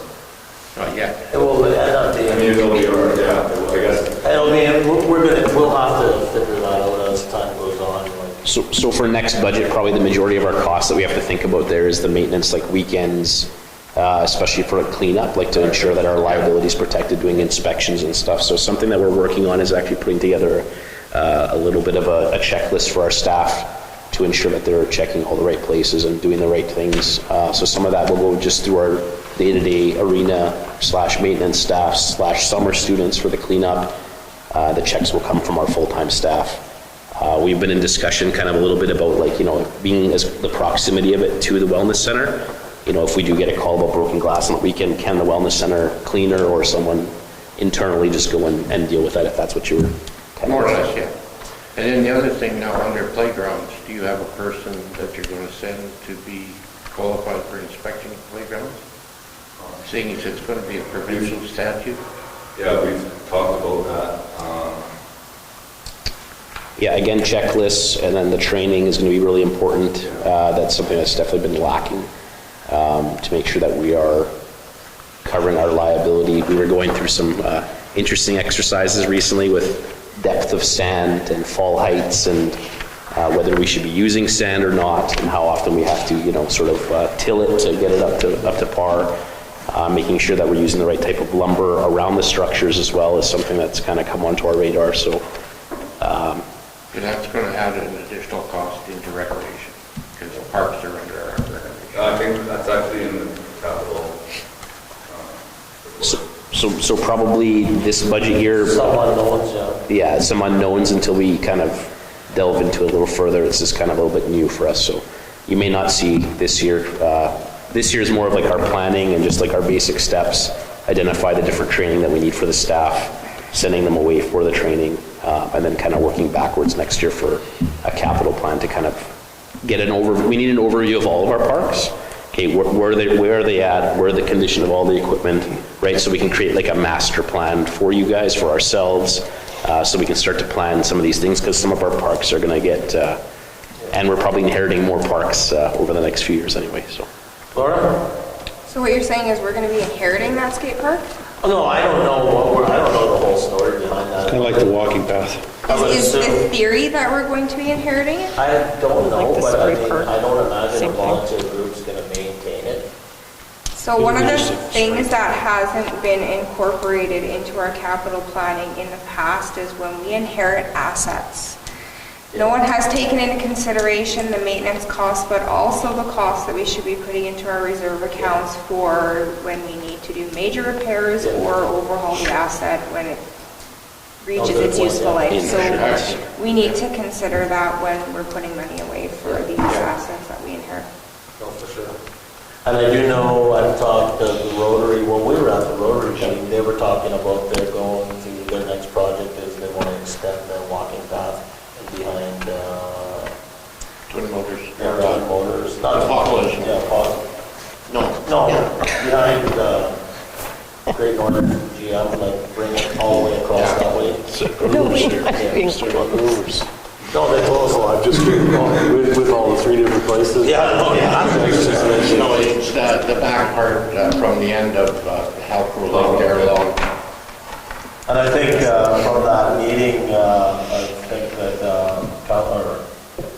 Rotarian Whaley had an idea that, it would be good to get the community groups together and, sort of be driven by Kelsey Recreation on, if there's things that the Rotarians or the Kinsmen or whoever that the community really needs to help build up, whether it's a park, whether it's putting an addition on, like the spray park or something like that, that, we can kind of coordinate that. So we're looking forward to hearing some feedback from that in the next few months. Any other questions for Kelsey Recreation? I found those explanations. Do you want me to go through them really quickly? Sure. So the difference between the 2022 budget and 2022 actuals for increased costs on Kelsey Rec side of it, just Kelsey Rec side we'll start with. Increase in seasonal wages due to additional hiring of staff for the day camp, and then just the green team crew, which does some of the parks, and also, like you said, the soccer and stuff that they didn't budget for the revenue side. We didn't budget for the expense side of that either, so that increased some of those costs. Most of it was covered by grant money, but again, we don't net revenues against expenses, so you do see those fluctuations stick out. Increase in maintenance costs for some of our seasonal equipment. There was a couple mowers or something that required some major overhauls. Yeah, I remember this now. Yeah. Significant cost on the riding mower, yeah. Yeah, the riding mower was quite a big increase this year for repairs. And increase in equipment due to the need to replace tables that were rented out. So they replaced, I think it was 70 tables this year that they rent out and generate revenue from. Okay. There was contract R&M in the building due to repairs done to the boiler, the fire suppression equipment, and repairs done to the roof. So... That was insurance, though, wasn't it? No. Not for the arena, no. No, the garage is going through insurance. Oh, no, I thought that when they had The fire on top of the arena. There was a separate claim we did for the leaking of the roof kind of closer to the hallway. Oh, okay. So that was something that Chris, the assistant superintendent at the time, looked after that insurance claim for that. This was a separate issue with, sorry. That was, I think, before. That was not 2020. Correct. We had increase in hydro costs that we didn't budget enough for what actually ended up happening. Part of it is due to the increase in hydro, part of it was due to the colder weather in January and February, so we didn't budget enough. Increase in maintenance costs for the pool, there was replaced fans, motors, pumps, and increase in chemicals and some wages. As the pool kind of got brought back up to pre-COVID levels, we didn't budget enough in wages. We also had some increase in janitorial supplies. On the wellness center side, again, increase in hydro costs, more than we anticipated due to colder weather and increase in price. They had increase in building repairs due to repair of pot lights, water fountains, filters, and an AC unit. I don't know if you want to elaborate on that more. No, I remember that. Okay, you understand? We had increase in facility monitor wages, which we went through that, and it's also janitorial supplies, and a slight increase from what we budgeted for the purchase of merchandise stuff for resale, but he made up for it in his sales. So that's all the explanations for the increase in the expenses for all rec side. No, excellent. Thanks for the details. Okay, any other questions for? No? Okay, so moving on, so we've got, I think we're gonna save Sam, because his will be a longer discussion. So, I know he just enjoys meeting with us and listening to us. I miss all your faces. Are we doing capital for, Oh, yes, we can talk, I was kind of waiting to get to that, but we could do that, Counselor, right now. And then, well, I was just hoping to we'll get through the variances of budget change. The capital was actually on a list on its own, further down.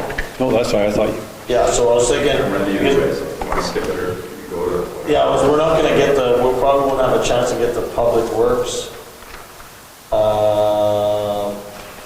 So maybe, you know what's a good idea, maybe we'll do, let's do Joe Mar's capital now, and then that way he doesn't have to come back again. Okay, so I broke it down into priorities and our needs, and this goes back to the parks. So our seating for the parks, we want to purchase some benches, the display park and Central Park. There's grants there to be had too as well. The court in our wellness center has not been touched. So that 250,400, what is that? Parks and Playground Reserve, I believe that's what's available. Okay, and then what are you asking for that? I don't have an ask for that, it's just what we would vote on. Okay. Yeah, so these are things that, depending on what council's vision is, like what they want to see happen. Also meeting with the user groups is going to be important so that we can share our vision. So if we can all get on the same page that way, then we'll kind of see what direction we're going. But these are definitely things that, in our eyes, between myself, Sam, and Kelsey, see as big needs. So the court, you've seen it yourself. For anyone else, Sam has obviously seen it. But the court needs a resurface at least. And that's something that has been done. So what we're looking at is we know that Kelsey School Division does theirs almost every year in the summer. So I'm been in touch with the Rick Rousson, so we're trying to figure out if we could piggyback off them and see what we can do with that at the same time. So I'm waiting for a cost on that still. Playground install for the structure we received on a grant last year. That's just a carryover from last year, obviously, so that just needs to be RFP'd out. We have to put a tender out for the install. We did it last year. We thought about potentially, we didn't get any bids back last year, went out kind of late in the season. So we're hoping to get that out sooner rather than later, so we have a budget number. We're anticipating somewhere like 60, 70,000 potentially for the install. It's quite an elaborate piece of equipment. It's about average. Yeah, it's pretty significant. Where is that going again? That will go in by the tot lot, yes. So the tot lot is off Bell. Yeah, so that's our current location. There's been some talk with maybe the school division whether we should be looking to maybe partner more, because we're building a lot of parks in a very small area is kind of our opinion. I'm not sure how council feels about that. We have the tot lot, then you have Scott Beeman, then you have Centennial, and you have Kelsey. You have 4 parks basically for roughly similar age kids all within 1 block of each other. So is that an overkill? We don't know. Is there ways that we can cost save and share with the school division? I think these are maybe discussions or thoughts that you guys can also kind of think about. I don't know if it's appropriate or not, to be honest, but I feel like there's maybe some collaboration we can do there. Yeah. So is there a better spot suited than that location? not necessarily just duplication right now. Duplication, I think, is what we're seeing on our end. You know, we have that's a lot of places in the same sort of vicinity. So, you know, as our parks are getting aged, do we continue to try to renew them, or do we maybe say, oh, let's turn that into the dog park, or do we, you know, like, is there other ways we can sort of utilize that space in a better way for different groups or whatever? So, you know, it's nice to have like 2 really, really nice parks instead of, you know, 4 average. yeah. You know, that's, And the school division is taking great strides in their playground structures, and they have great spaces, so we're seeing a lot of that, the use there being high, so I'm not sure if that's something maybe we need to... Like, we're not limited to where that structure can go, like, does it necessarily have to go to the top? It has the most space in terms of, and things that can be replaced there, but yeah. And then at the same time, like, in my eyes, I feel like Centennial, like Gold Coast, and all that area is like the main Kelsey recreation kind of park. So. No, I think so as well. I mean, I think when you look at that, it would be nice to kind of build that. I think that Around was that. a vision 25 years ago.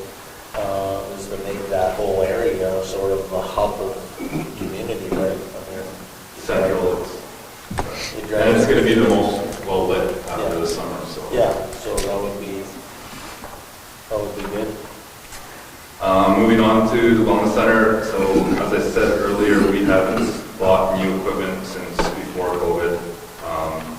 One, because of the space that we couldn't fill it with because of restrictions, but also there was just no need at the time.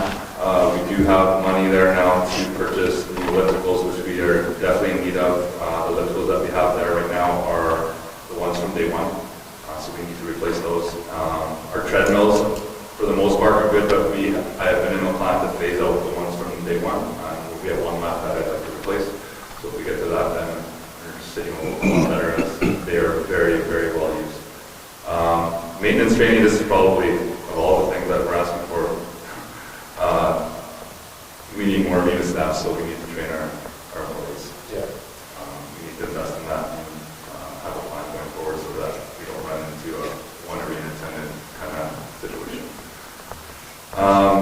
We also have a proposal on the table from one of the engineers we've been working with on the rink side and on the pool side in regards to, we feel like what we're lacking also for our maintenance staff is like in-house training on our actual like AC units, air handling units. We're asking people that we're not providing any training to look after all these facilities.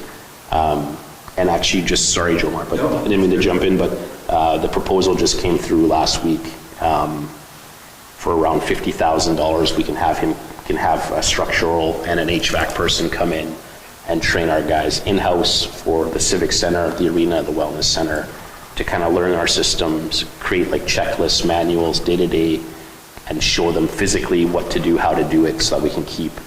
Because it'd be a shame, like after all the money we've spent on the wellness center, if all of a sudden we have a huge catastrophe on systems that aren't being maintained properly. So it's just something we've thought about that we think is really important to get a handle on, because the staff haven't been given the knowledge to do it. They create a manual for you to use and train staff down the road with? Yeah, and also there's add-ons to that 50 where they can create videos and other manuals as well. So There's a lot of money to pay for itself. yeah. So it's just something we thought that's really important for the staff. I think it gives the staff more experience and just sort of an investment in them. And then go work for JR out of Creighton. Yeah. No, that's fair. That's a fair. Don't overtrain them. No, it's a fine balance, just enough to keep them. That's a good idea. Yeah, so it's something that I'll try to get it on the agenda Wednesday at noon for next council with the proposal, kind of just giving you guys an outline of kind of the breakdown. But we think it's a really important thing for our staff once we especially have a few more of them. So needs/wants, so not quite. I would say this is a need for us with the chiller building. That Berg says that we don't need it this year. Next year would be fun. But the next year, it's an absolute need. It's an absolute need, and I'm scared that it might fail. So he's also a salesperson telling us this, and he never bid on the project this year. So we have to also keep that in our hand.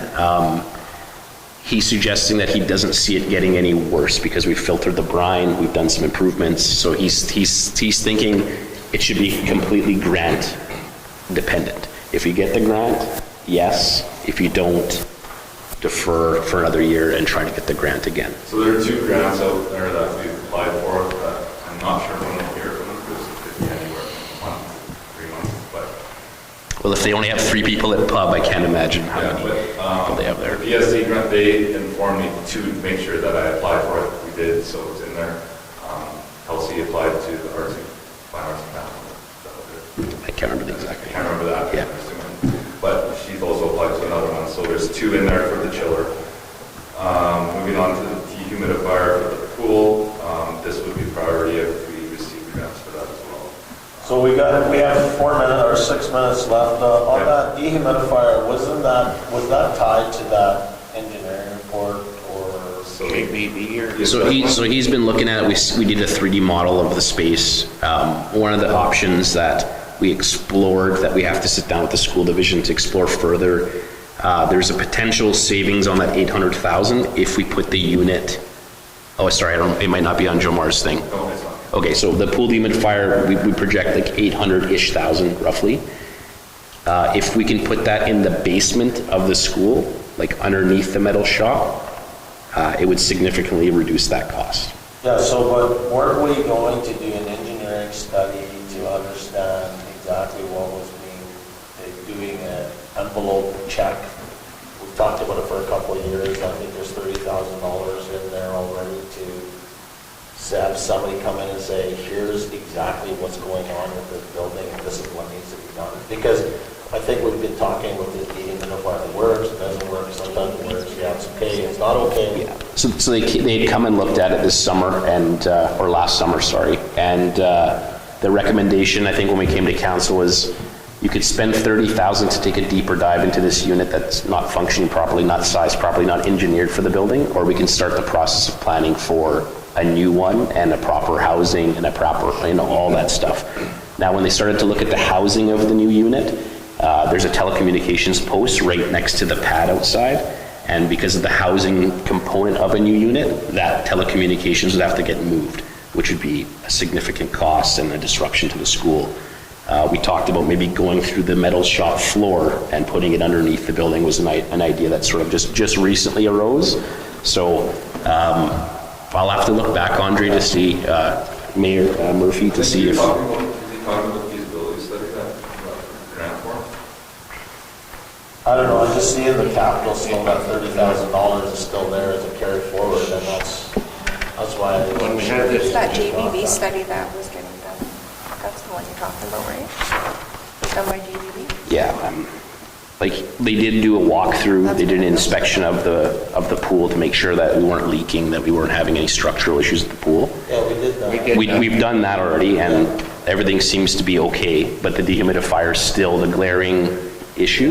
Yeah, I remember that as well, but I just don't remember where we landed with it, that's all. Yeah, and so the direction I thought last, sorry, go ahead. Did we not have a discussion on that last year, or a while ago, about A, B, and C? Like 100,000, 400,000, That was the condenser I gave you. 800,000?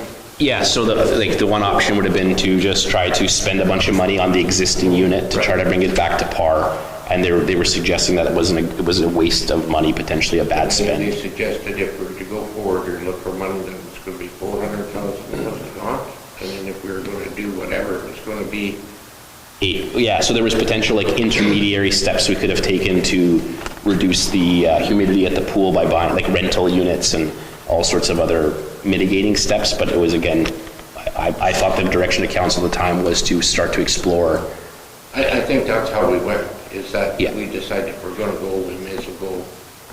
So what's the status right now? So the status right now is they have, we have to start to discuss with the school division if this is something that they're open to, is allowing us to create an exterior hatch on the lower level of the building to gain access to put the whole unit underneath. We did a 3D scan of the basement. Underneath the metal shop, there was enough space.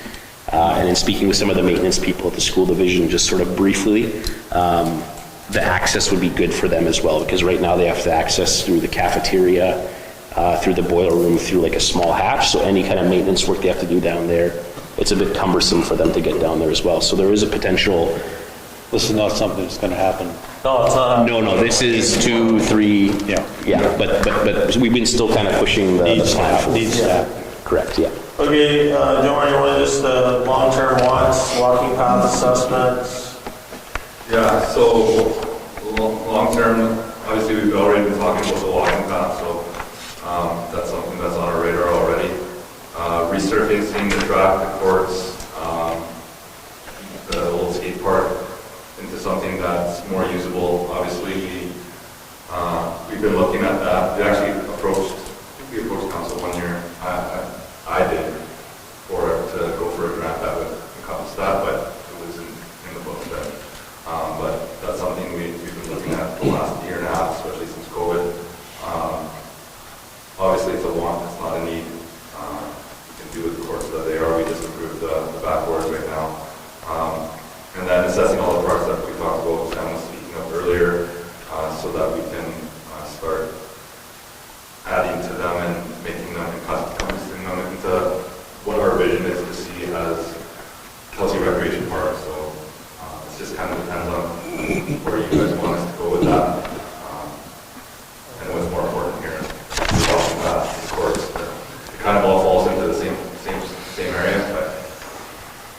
you want to touch on the lighting program for some of the councillors that weren't Right, present so with us? the lighting program, we got a grant for it, is it 2021? We got it, so we got a grant for lighting the walking path through the main area there where the old sand track is, and also lighting the ball diamond.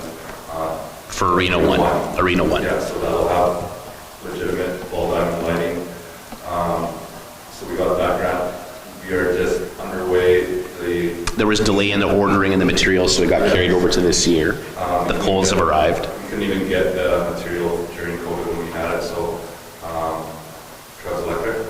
Yeah, yeah. Has already ordered all the stuff that we need, so as soon as the frost is gone, it'll be the first appropriate ground for it in the spring. It's all covered by grant?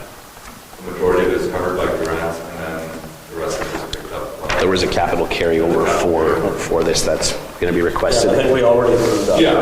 Last year, but we have to bring it back to the table just for one other thing that's really important that we wanted to talk about, because I think it was one of the mandates that I heard council speak of is additional lighting in areas that were having crime, traffic. The skate park, the existing skate park, is a huge area of concern, we believe. I think the RCMP in the summer have to make multiple visits there every weekend, and they create a huge mess of broken glass, and so our staff on Monday spend the whole day, and even the school division staff. So we were wiring it for potential additional lighting. Well, I can tell you, North Forge, when I talked to North Forge about this, about just general areas, they want to partner with us to be able to create a project on that alone, where they can use solar. And so that it's just on and solar. And so, yeah, if you want, Sam, I can talk to you about that. I can give you the contact to her about that.